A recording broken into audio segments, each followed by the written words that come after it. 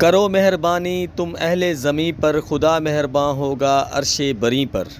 रमज़ान शरीफ के बाबरकत महीने में एक ज़हनी तौर पर नौजवान मेंटल जो था बंगला मंठार में फिर रहा था बग़ैर कपड़ों के। औरतें और बच्चे आते जाते हैं, जिस पर बंगला मंठार के रज़ाकार मामा अल्ताफ़ ने अपने घर से जो है उसे कपड़े ला कर दिए और उसके जो है कपड़े वो तब्दील करा रहे हैं। तो ऐसे जो है नेकी के काम जो है वो अक्सर करते रहते हैं अपने इलाके के, अपने मंठार के हलके के लोगों के लिए। वो जो है नेकी के कामों में बढ़ चढ़ कर हिस्सा लेते हैं।